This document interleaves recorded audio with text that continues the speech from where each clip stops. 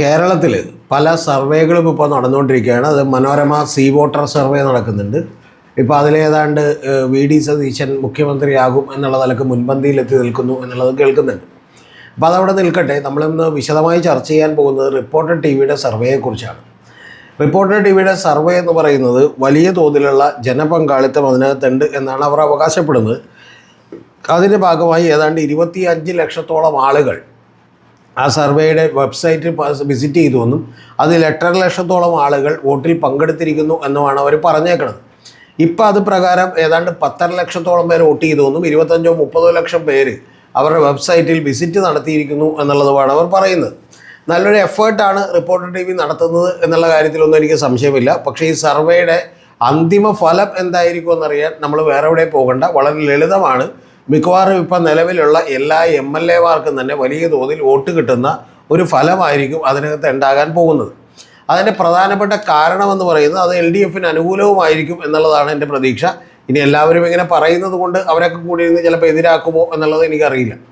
അതിൻ്റെ പ്രധാനപ്പെട്ട കാരണം ഏതൊരു സർവേയിലും ഏറ്റവും ഇമ്പോർട്ടൻ്റ് ആയിട്ടുള്ള ഒരു കാര്യം എന്ന് പറയുന്നത് അതിൻ്റെ സാമ്പിൾ സ്പേസാണ്. അതായത് നമുക്കറിയാമല്ലോ, സർവേ എന്ന് പറയുമ്പോൾ ഇപ്പോൾ ഒരു 2 ലക്ഷത്തോളം വരുന്ന വോട്ടേഴ്സ് ഉള്ള ഒരു നിയോജക മണ്ഡലത്തിൽ ചിലപ്പോൾ നമ്മളൊരു 324 പേരായിരിക്കും അതിൻ്റെ സാമ്പിൾ സ്പേസായിട്ട് എടുക്കുക.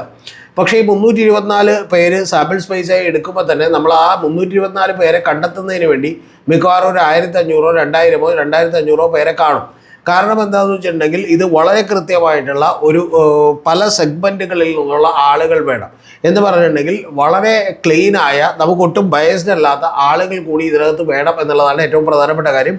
ബയസ്ഡ് ആയിട്ടുള്ള ആളുകളും ഒരു സർട്ടൈൻ പെർസെൻറ്റേജ് വരെ ഉണ്ടായാൽ കുഴപ്പമില്ല.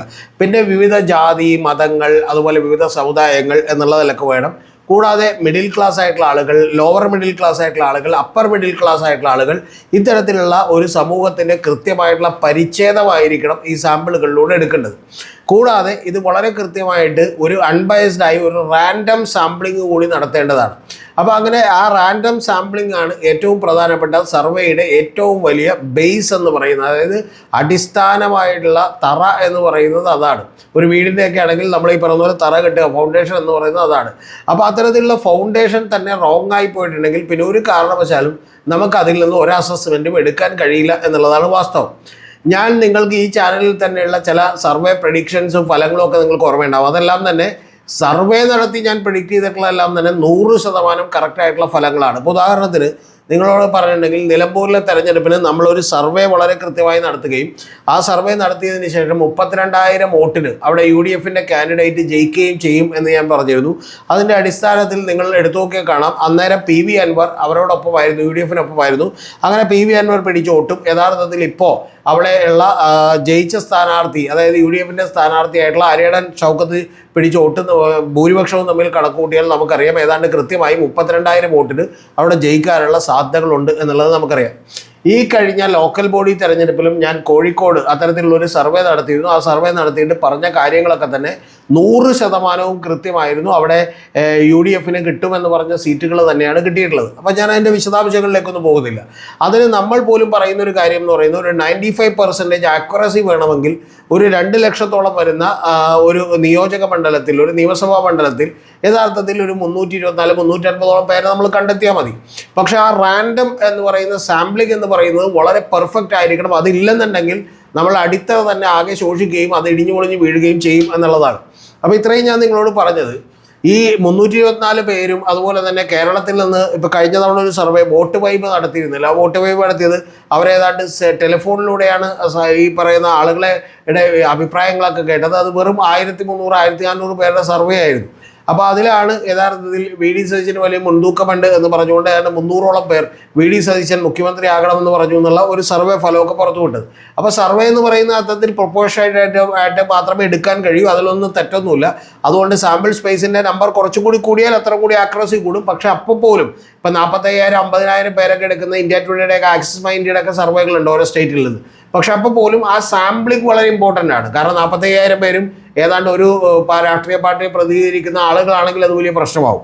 ഇപ്പോൾ റിപ്പോർട്ടർ ചാനലിൻ്റെ സർവേയിലേക്ക് വന്നാൽ അവിടെ എന്താണ് സംഭവിക്കുന്നത് എന്ന് ചോദിച്ചാൽ ആ റിപ്പോർട്ടർ ചാനലിലെ സർവേകൾ വളരെ കൃത്യമായി എല്ലാ രാഷ്ട്രീയ പാർട്ടികളും എല്ലാ MLA-മാരും തന്നെ കൃത്യമായി മോണിറ്റർ ചെയ്യുകയും അവരവരുടേതായ ആളുകളെ കൊണ്ട് കൂടുതൽ വോട്ട് ചെയ്യിക്കാൻ അവർ ശ്രമങ്ങൾ നടത്തുകയും ഒക്കെ ചെയ്യും. അപ്പോൾ അങ്ങനെ നടത്തുമ്പോൾ സ്വാഭാവികമായിട്ടും ഒരു MLA-മാരുടെ പെർഫോമൻസിൽ മിക്കവാറും മികച്ചത് എന്ന് തോന്നുന്നത് സ്വതന്ത്രമായിട്ടുള്ള ഒരു വോട്ടിംഗ് നടക്കാനുള്ള സാധ്യതകളില്ല. ഒന്ന്. രണ്ടാമത്തേത്, ഇതെല്ലാം തന്നെ വളരെ കൃത്യമായി ചെയ്തു കൊടുക്കുന്ന ആ ഏജൻസികൾ നിലവിലുണ്ട് എന്നുള്ളത് കൊണ്ട് ഏതെങ്കിലും ഏജൻസികളെ ഏൽപ്പിച്ചാൽ പോലും അത്തരത്തിൽ വലിയ തോതിലുള്ള ഒരു ഇടപെടൽ അതിനകത്ത് നടത്താൻ കഴിയും. അത് അരുൺകുമാറും അതുപോലെ ആൻഡോ അഗസ്റ്റിനും അതുപോലെ സ്മൃതി പരുത്തിക്കാടും പല ആളുകളും നിന്ന് കൃത്യമായി പറയുന്നുണ്ട്, ഒരു ഫോണിൽ ഒരാൾക്ക് ഒരു വോട്ടാണ് ചെയ്യാൻ കഴിയുക എന്നുള്ളത്. പക്ഷേ ഇവിടെ ഫോൺ ഫാമിങ്ങിനൊക്കെ തന്നെ നടക്കുന്ന ഒരു സ്റ്റേറ്റുകളാണ്. അതുകൊണ്ട് 10,000-കണക്കിന് ഫോണുകളും അതുപോലെ തന്നെ 10,000 ID-കളും ഒക്കെ വെച്ച് ഇത്തരത്തിലുള്ള പരിപാടികളൊക്കെ നടത്താൻ കഴിയും എന്നുള്ളതൊന്നും നിങ്ങൾ മറന്നു പോകരുത്.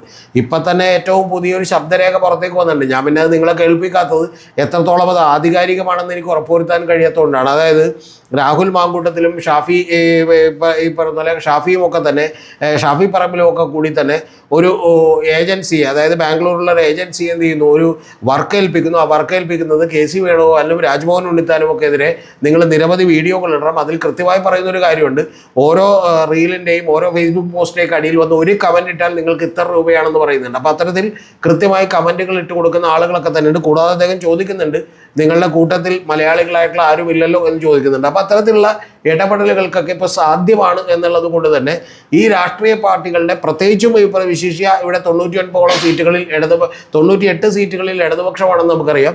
ആ ഇടതുപക്ഷത്തെ MLA-മാരെ സംബന്ധിച്ച് വേറെ ഒരു തൊട്ട് ഓപ്പോസിറ്റ് നിൽക്കുന്ന ആരാണ് എന്നൊന്നുമില്ല. അപ്പോൾ അത്തരത്തിലുള്ള MLA-മാരെ സംബന്ധിച്ച് ഇത് കൃത്യമായിട്ട് മാനിപ്പുലേറ്റ് ചെയ്യാനും ഒക്കെ വളരെ സാധ്യതകളുണ്ട്.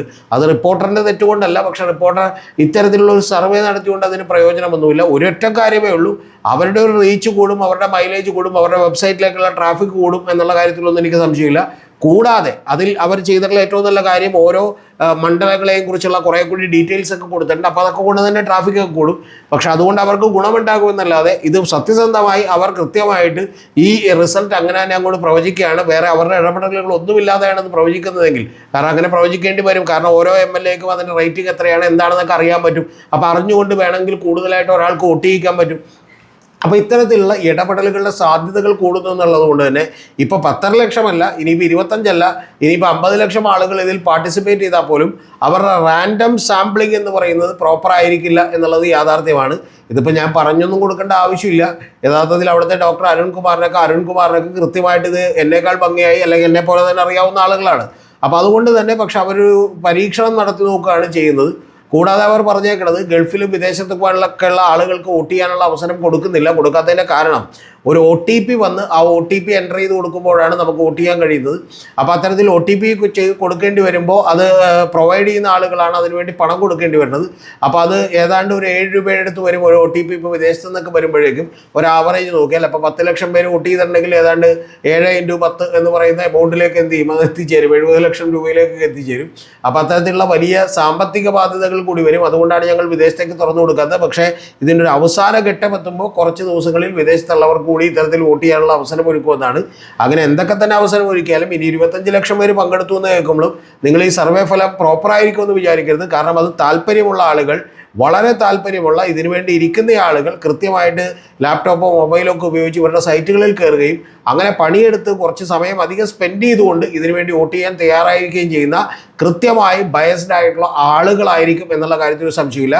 കേരളത്തിൽ എപ്പോഴും രാഷ്ട്രീയ മാറ്റം നടക്കുന്നത് 2016-ലും 2021-ലും ഒക്കെ തന്നെ രാഷ്ട്രീയ മാറ്റം നടന്നിട്ടുള്ളത് കേവലം 5-6% വോട്ടുകളുടെ വ്യത്യാസത്തിലാണ്. അത്തരത്തിലുള്ള വ്യത്യാസം കണ്ടുപിടിക്കാൻ ഇതുപോലെയുള്ള സർവേകൾ സഹായകരമാകില്ല എന്നുള്ളതാണ് കൃത്യമായിട്ടുള്ള കാര്യം. അതുകൊണ്ട് എൻ്റെ പ്രിയപ്പെട്ട പ്രേക്ഷകർ, ഇതിനകത്ത് 10 ലക്ഷം പേര് വോട്ട് ചെയ്തു, 25 ലക്ഷം പേര് വോട്ട് ചെയ്തു എന്ന് പറയുന്നത് കൊണ്ട് ഇതൊരു ഇൻഡിക്കേറ്ററായി കണക്കുകൂട്ടേണ്ടതില്ല എന്നുള്ളതാണ് എൻ്റെ അഭിപ്രായം.